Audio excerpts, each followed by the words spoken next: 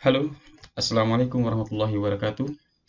Alhamdulillahirabbil alamin, wassalatu wassalamu ala asrofil anbiya'i wal mursalin wa ala alihi wa sahbihi rasulullah ajmain, amma ba'du.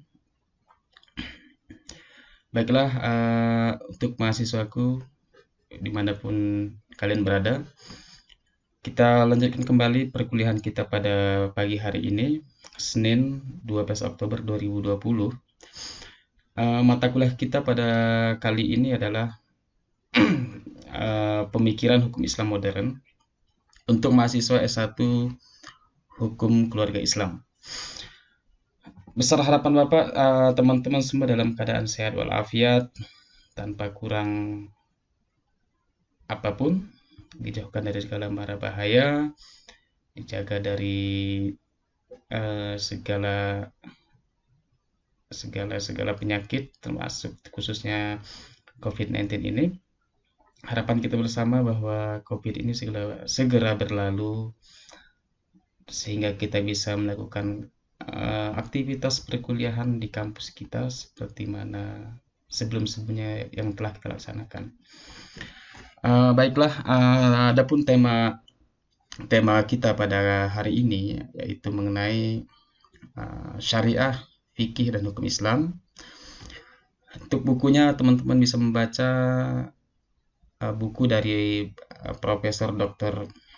Ijomiddin MA yang berjudul Pemikiran dan Filsafat Hukum Islam. Baik, langsung saja kita mulai. Kira-kira apa yang menjadi pembeda antara syariah, fikih, dan hukum Islam?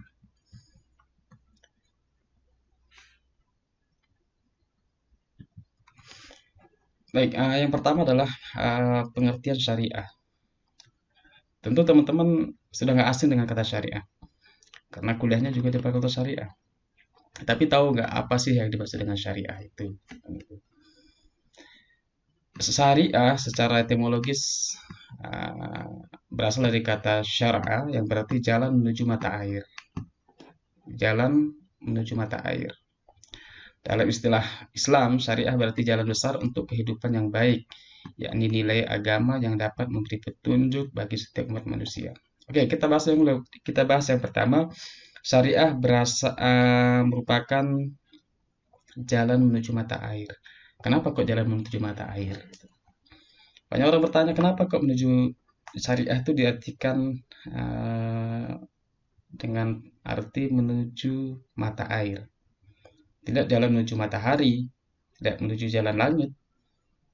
Nah, perlu kita ketahui bahwa mata air merupakan simbol dari kehidupan, simbol dari kemakmuran. Tanpa air mungkin siapapun kita dan makhluk apapun di muka bumi ini tidak akan bisa hidup, kan gitu. Makanya syariah diartikan jalan menuju mata air, artinya jalan untuk menuju kehidupan, jalan untuk menuju kemakmuran, jalan untuk menuju keselamatan. Itulah makna dari jalan menuju mata air di sini. Sedangkan dalam istilah syariah berarti jalan besar untuk kehidupan yang lebih baik, yakni nilai-nilai agama yang dapat memberi petunjuk bagi setiap umat manusia. Islam syariah artinya syariah ini adalah jalan yang dimana di jalan ini telah ada rambu-rambunya, di mana di jalan ini telah dikasih tanda petunjuk.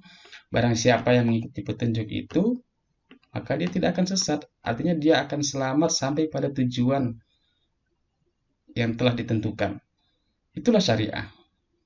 Islam misalnya, kita tahu bahwa Islam adalah salah satu jalan bagi kita untuk menuju kehidupan selanjutnya, di mana Islam telah memberikan rambu-rambu kepada kita supaya kita tidak tersesat dalam perjalanan tersebut.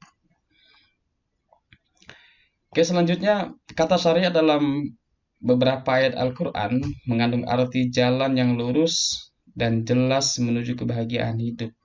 Jalan yang lurus artinya bahwa makanya sering kita misalnya dalam sholat kita sering mengulang-ulangi bacaan Al-Fatihah, ihdinas siratal mustaqim.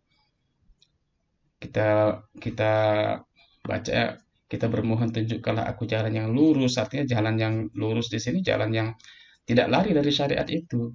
Misalnya apa yang disyariatkan? Misalnya kita sebagai manusia tentunya bahwa derajat tertinggi kita di mata Allah adalah orang yang bertakwa. Takwa dalam artian mengikuti segala perintahnya serta menjauhi segala larangannya. Pengertian ini menurut para ahli identik dengan pengertian agama. Ad-din, karena hanya agamalah yang dapat membimbing manusia kepada kebenaran hakiki untuk memperoleh kemenangan dalam kebahagiaan di dunia dan di akhirat. Ad-din di sini kita artikan dalam konteks Islam, jelas bahwa Islam yang menuntun kita gitu. Islam yang akan menuntun kita kepada sumber mata air yang tadi dimaksud dengan syariah. Di mana Islam merupakan salah satu merupakan alternatif yang ditawarkan untuk membawa kita kepada pada penghidupan selanjutnya yang lebih baik lagi, yang bagus. Tentu di situ ada syarat-syarat yang harus kita penuhi gitu. Selanjutnya, setelah kita tahu tadi pengertian syariah, syariah yang tadi diartikan adalah jalan menuju mata air atau jalan yang lurus. Lalu kita mengkaji pengertian dari fikih. Ini juga sebenarnya istilah-istilah yang sudah tidak asing lagi mungkin di telinga teman-teman, karena fikih tentu sudah kita pelajari jauh sebelum di bangku kuliah untuk bagi teman-teman yang dari latar belakang madrasah maupun pesantren. Secara lugawi, kata fikih berasal dari bahasa Arab. Fikih bermakna mengetahui sesuatu dan memahaminya dengan baik. Di beberapa tempat Al-Quran menggunakan kata fakiha yang berarti pemahaman. Sedangkan menurut istilah, fikih berarti sekelompok hukum tentang amal perbuatan manusia yang diambil dari dalil-dalil terperinci. Artinya, fikih adalah bentuk hasil ijtihad manusia dari dalil-dalil yang terperinci.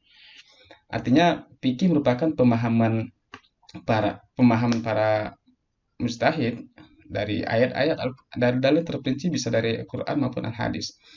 Sedangkan menurut istilah, fikih berarti sekelompok hukum tentang amal perbuatan manusia yang diambil dari dalil-dalil yang terperinci. Fikih secara istilah mengandung dua arti. Yang pertama, pengetahuan tentang hukum-hukum syariat yang berkaitan dengan perbuatan dan perkataan mukallaf yang sudah terbebani menjalankan syariat, yang diambil dari dalil-dalil yang bersifat terperinci berupa nas-nas Al-Quran dan As-Sunnah, serta yang bercabang darinya yang berupa ijma dan ijtihad. Jadi, secara kesimpulannya bahwa fikih adalah hasil pemahaman. Jadi, perlu dipahami, fikih ini bukan sesuatu yang mutlak. Artinya kebenarannya bukan yang mutlak. Kenapa seperti itu? Ya karena fikih kan hasil buah pikir dari manusia. Bisa saja salah kan gitu. Bisa saja benar, artinya bukan nggak selamanya fikih itu benar. Fikih adalah hasil pemikiran manusia. Yang mutlak itu adalah Al-Quran dan Al-Hadis. Jadi jangan sampai salah memahami bahwa fikih itu tidak akan salah seperti itu. Makanya dalam konteks ini Imam Syafi'i juga kita ketahui dia punya metode ada qaul qadimnya dan ada qaul jadidnya. Artinya dalam dulu ketika dia beristinbat satu tentang hukum, ternyata bagi dia masih belum pas sehingga dikeluarkan perkataan barunya yang terkenal dengan qaul jadidnya tadi, seperti itu. Ini artinya bahwa kebenaran fikih itu masih relatif gitu. Jadi bukan selamanya fikih itu benar gitu. Seperti itu. Selanjutnya ada beberapa pengertian yang dikemukakan oleh para ulama fikih sesuai dengan masanya, sesuai dengan perkembangan arti fikih tersebut. Yang pertama, Imam Abu Hanifah berpendapat bahwa fikih adalah ma'rifat an-nafs wa ma laha wa ma'alaiha, pengetahuan tentang diri terhadap segala yang berkaitan dengan akidah maupun amaliyah. Definisinya meliputi akidah, akhlak, ibadah, dan muamalah. Itu yang dimaksud dengan fikih menurut Imam Abu Hanifah. Sedangkan menurut Imam Syafi'i, fikih adalah ilmu pengetahuan tentang hukum-hukum syara yang amaliyah yang diperoleh dari dalil-dalil yang terperinci. Menurut Al-Baji, fikih adalah ilmu pengetahuan tentang hukum-hukum syara.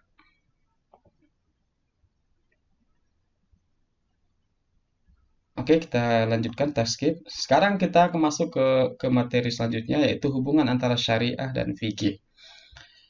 Yang tadi telah dijelaskan di depan bahwa syariah adalah jalan menuju mata air, artinya syariah adalah sumber bagi fikih. Syariah adalah landasan utama bagi fikih. Dan fikih adalah proses memahami syariah sekaligus hasil atau produk fuqaha. Artinya fikih ini lahir dari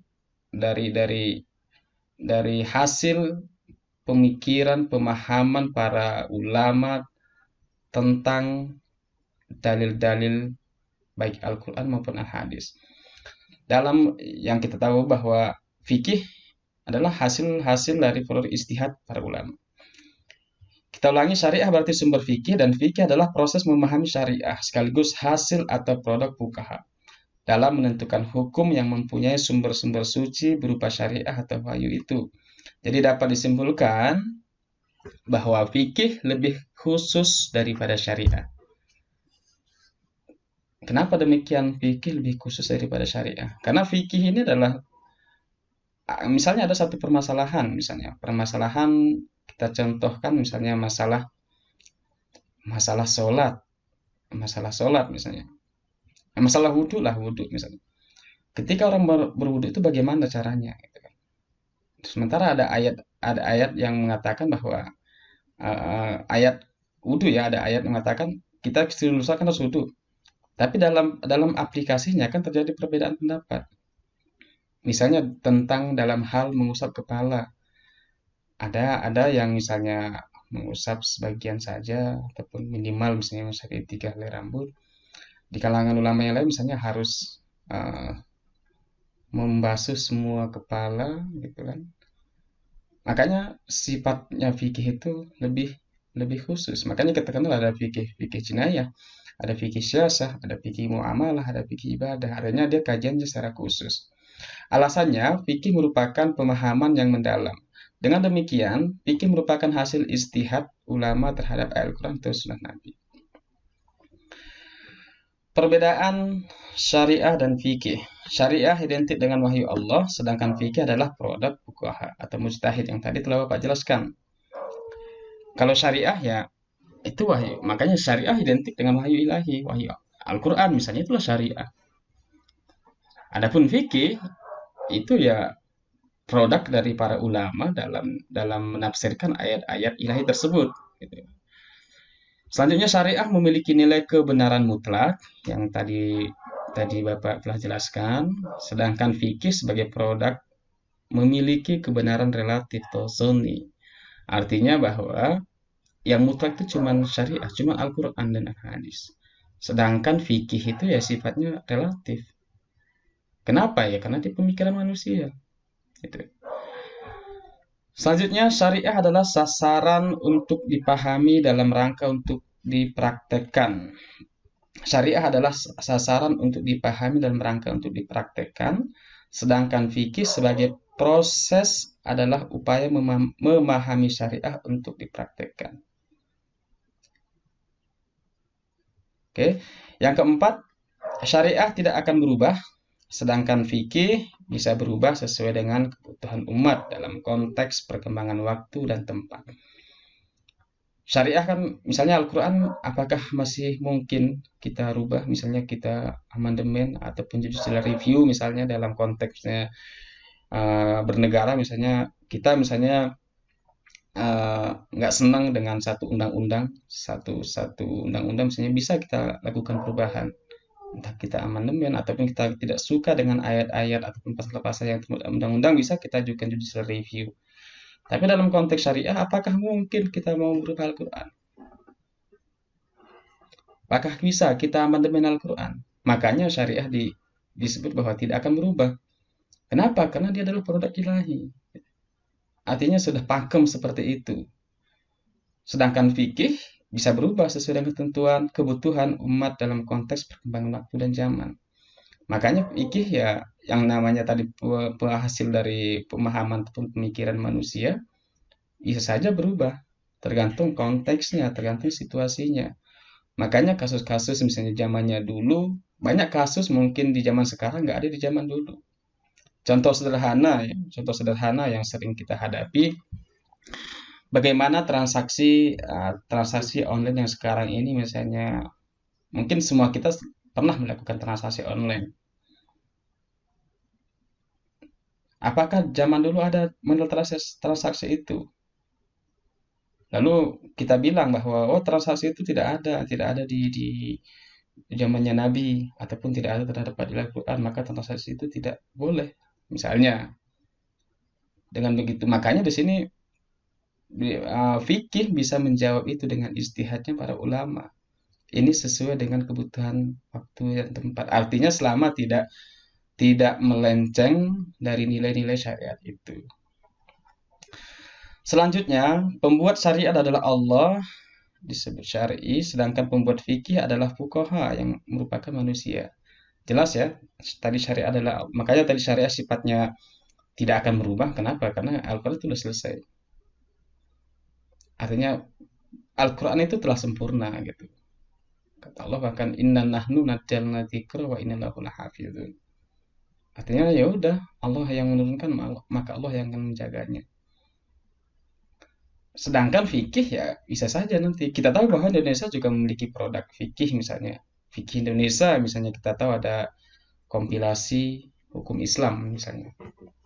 Itu adalah produk fikih Indonesia yang disesuaikan dengan kebutuhan umat Islam di Indonesia. Mungkin di tempat lainnya nanti beda lagi. Itu seperti itu. Selanjutnya kita membahas tentang hukum Islam. Kata hukum dan Islam keduanya berasal dari bahasa Arab. Tetapi dalam Al-Quran tidak pernah menggunakan kedua kata ini secara bergandengan. Begitu juga dalam literatur hukum Islam klasik, tidak pernah menggunakan kata hukum Islam. Ungkapan yang digunakan biasanya adalah kata syariah, kata syariat Islam, hukum syarat, syariah, syara, dan fikih. Satu waktu hukum Islam berarti syariah, di waktu yang lain hukum Islam berarti fikih. Meskipun demikian, istilah hukum Islam biasanya digunakan untuk makna fikih, bukan syariah. Jadi bisa dipahami ya. Jadi sebenarnya ya sama, hampir mirip hukum Islam antara syariah, misalnya kan biasanya adalah kata syariah, syariat Islam misalnya. Lalu ada hukum syara, ada syariah atau syara, lalu fikih. Ini sebenarnya persamaan kata dari hukum Islam itu sendiri. Hukum Islam ya bisa diartikan dengan syariat Islam, bisa hukum syara atau syariah atau fikih seperti itu. Secara leksikal, kata hukum berasal dari bahasa Arab yaitu hukum yang berarti menolak. Dari sinilah terbentuknya kata al-hukum yang antara lain berarti menolak kezaliman atau penganiayaan. Dalam bahasa Indonesia, kata hukum juga mengandung beberapa pengertian, diantaranya peraturan atau adat yang secara resmi dianggap mengikat. Hukum juga bisa diartikan sebagai undang-undang, ataupun bisa juga diartikan sebagai keputusan yang ditetapkan oleh hakim. Ini dalam konteks Indonesia. Jadi hukum itu diartikan sebagai peraturan, misalnya adat lah ya, adat secara resmi dianggap mengikat. Kita tahu bahwa Indonesia juga mengakui keberadaan hukum adat. Bisa juga sifatnya, misalnya hukum dalam konteks Indonesia adalah peraturan perundang-undangan. Bisa nanti undang-undang, bisa peraturan daerah, dan lain sebagainya. Bisa juga dikatakan adalah keputusan hakim di pengadilan. Baik, sekarang kita masuk ke pembahasan selanjutnya, itu sejarah perkembangan hukum Islam. Hukum Islam di kita, kalau kita kaji, kalau kita kelompokkan, ada nanti hukum Islam pada periode Nabi dan sahabat, hukum Islam pada periode pertumbuhan dan perkembangan mazhab. Itu ada dua itu. Oke, kita bahas yang pertama.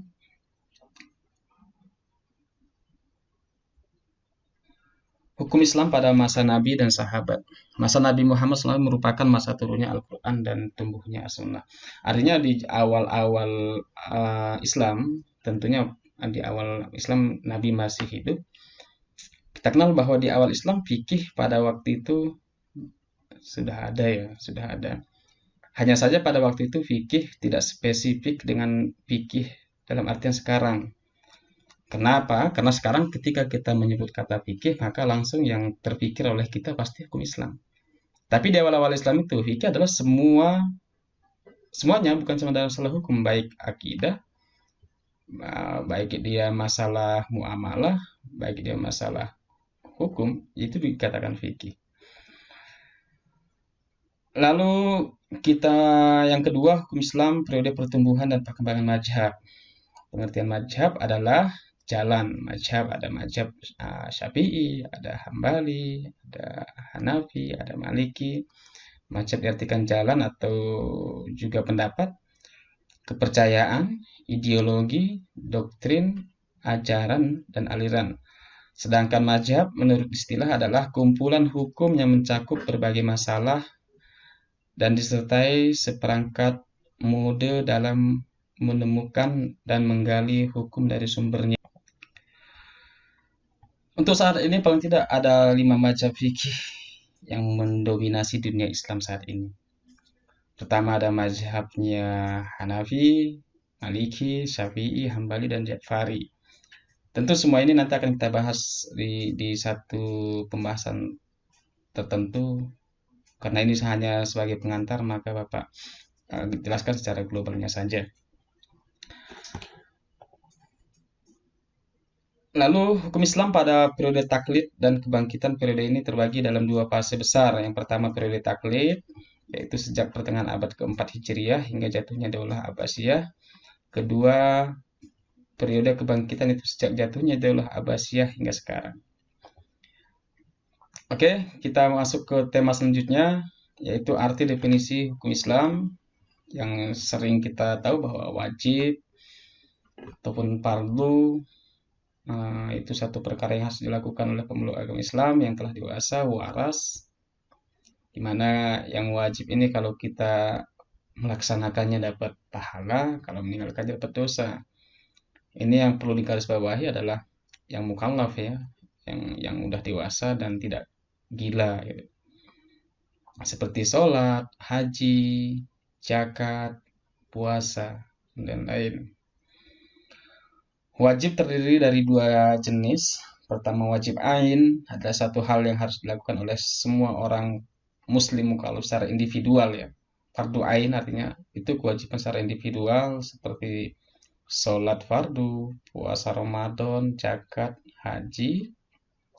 Lalu ada namanya fardu kifayah, perkara yang harus dilakukan oleh muslim yang mukallaf, namun jika sudah ada yang melakukannya maka menjadi tidak wajib lagi bagi yang lainnya. Artinya ini kewajiban kolektif. Kalau yang fardu ain itu kewajiban individual, sementara fardu kifayah atau wajib kifayah itulah kewajiban kolektif. Artinya kalau sudah ada orang yang melaksanakannya, ya gugur kewajiban yang lainnya. Ini contohnya seperti pengurusan jenazah. Selanjutnya ada sunnah. Sunnah bahasanya itu kalau kita laksanakan dapat pahala, gitu ya. Kalau ditinggalkan, ya dia tidak berdosa. Ini dari definisi sunnah. Dilaksanakan dapat pahala, nggak dilaksanakan ya nggak dapat dosa. Seperti ya puasa Senin Kamis, ataupun sholat malam, sholat sunnah misalnya sebelum dan sesudah sholat fardu misalnya. Sunnah di sini terbagi kepada 3 macam. Yang pertama adalah sunnah muakkad, adalah sunnah yang sangat dianjurkan.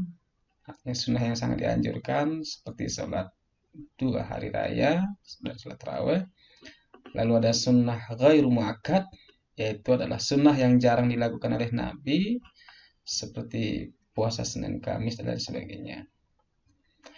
Selanjutnya kategori haram.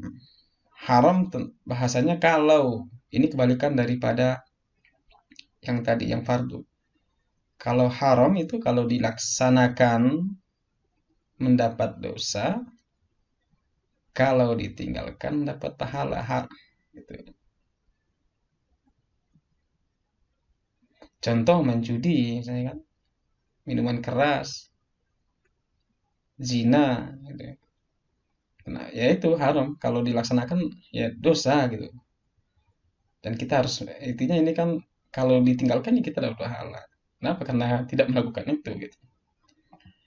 Selanjutnya makruh adalah suatu perkara yang dianjurkan untuk tidak dilakukan. Akan tetapi jika dilakukan tidak berdosa dan jika ditinggalkan akan mendapatkan pahala. Seperti misalnya yang saya contohkan seperti makan dan minum berdiri ataupun mengkonsumsi makanan, misalnya makanan-makanan yang menyengat, yang tentunya mengganggu kenyamanan orang lain, misalnya memakan ataupun mengkonsumsi misalnya teh, merokok dan sebagainya. Yang selanjutnya adalah mubah. Mubah adalah suatu perkara yang jika dikerjakan tidak akan mendapatkan dosa dan tidak juga mendapatkan pahala. Artinya mubah itu pada dasarnya kan boleh dikerjakan, ya nggak apa-apa gitu, tinggalkan juga nggak apa-apa. Ya makan dan minum itu kan, belanja misalnya kita belanja kebutuhan misalnya ke supermarket, artinya ketika kita laksanakan ya nggak apa-apa, nggak pun dilaksanakan ya nggak apa-apa, seperti itu. Baik, saya kira sampai di sini dulu pertemuan kita pada hari ini. Ini adalah satu pengantar, jadi sifatnya masih masih uh, masih umum. Nanti ada pembahasan tersendiri dari masing-masing pengertian-pengertian yang tadi telah Bapak jelaskan. Terima kasih untuk semuanya. Bapak, kalau misalnya ada hal-hal yang perlu ditanyakan, silahkan ditanyakan di grup WA kita. Kurang lebihnya mohon maaf. Assalamualaikum warahmatullahi wabarakatuh.